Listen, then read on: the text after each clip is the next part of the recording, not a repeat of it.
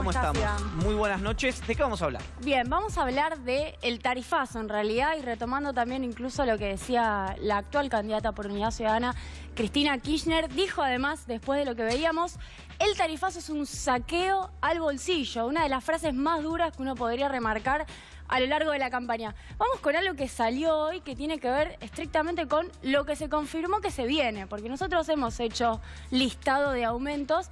Lo que pasa es que ahora vamos teniendo ya las precisiones de qué es lo que efectivamente va a aumentar. Y tenemos tres cuestiones, Iván: electricidad, gas y naftas. Recordemos que las naftas además ya se anunció que a partir de diciembre quedan completamente sujetas al precio internacional. Digo, en noviembre o diciembre, a ver, la electricidad va a aumentar un 9%, el gas un 44% y las naftas un 8%. ¿Qué, el paréntesis de aquí, estos Sí. paréntesis, qué significan? Que eso ya aumentó. Ah, ya aumentó, ok. Que hasta el día de hoy, en realidad, durante el proceso electoral también, para decirlo, porque uno también asumía que cuando comenzó el año no iba a haber ningún aumento hasta las elecciones. Bueno, sí hubo.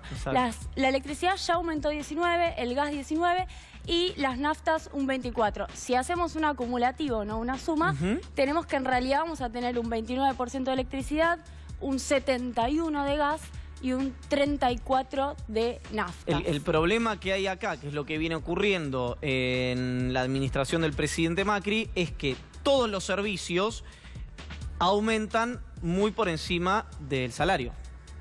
Eso por un lado. Por un lado, efectivamente aumenta por encima del salario. Hemos mencionado acá, Iván, el promedio de paritarias. El gobierno intentó que sea 20, se acercó bastante. Se acercó bastante, Si le metemos las paritarias más altas, por ejemplo, aceiteros, a bancarios también le fue muy bien, te da 21, 22, 23, si le pones ganas. Pero la verdad es que las paritarias perdieron con estos aumentos y también, ojo, la inflación promedio.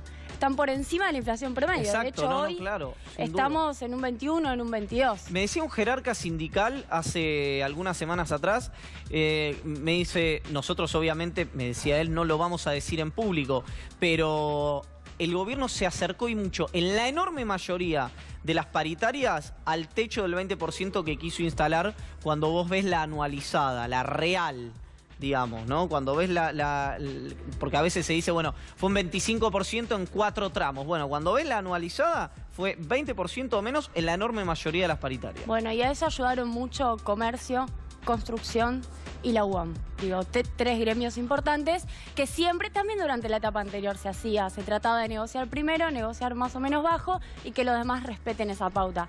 Vamos, Iván, a una segunda placa. Sí, un dato nomás de esto. Hoy hubo un discurso en la Cámara de la Construcción de Gerardo Martínez alucinante. Realmente impresionante el discurso de Gerardo Martínez hablando que no cree en las prácticas que tenía la UOCRA de La Plata, que eso no representa al espíritu de la Unión de Obreros de la Construcción de la República Argentina, que cree en un sindicalismo institucionalizado.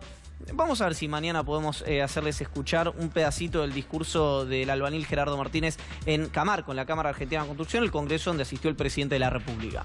Bien, bueno, me parece importante revisar, porque ¿qué pasa? Hay toda una discusión sobre si la justicia pudo haber hecho algo o hasta qué punto la justicia tuvo enormes limitaciones para frenar el tarifazo, frenar entre comillas, considerando que son tantos los rubros. Y de hecho, bueno, hay una candidata hoy en día que dice que no se puede hacer nada judicialmente, que hay que ir al Congreso para frenar el tarifazo. Yo quería repasar qué fue lo que pasó con algunos temas.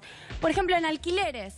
Se presentó efectivamente, alquileres podríamos decir es el caso de algún tipo de éxito, ¿no? Porque se presentó una cautelar por el cobro de comisiones que no debían superar el 4,15% y finalmente la actual ley de alquileres, que es una batalla, generó una gran batalla con los sectores del sector inmobiliario, mejor dicho, lo incluyeron en la ley, ¿no? Y eso, bueno, generó enorme resistencia.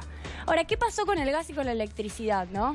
Se presentaron cautelares, ¿no? Ahí se hizo conocido un centro de estudios que se llamaba el CEPIS. Sí, claro. La Corte Robelli, Suprema... ¿no? Mariano Robelli era el titular. Puede ser. Bueno. No recuerdo estrictamente el de nombre, pero el CEPIS es un centro de La Plata, presentó cautelares. ¿Y qué dijo la Corte Suprema de Justicia de la Nación? Bueno, ustedes no son quienes, no son sujetos acordes a presentar estas cautelares, pero lo que sí tiene que pasar es frenarse esto y discutirse en audiencia pública. Y ahí vino ese proceso de audiencias que generó mucha expectativa, pero mucho menos frutos de lo que la expectativa suponía.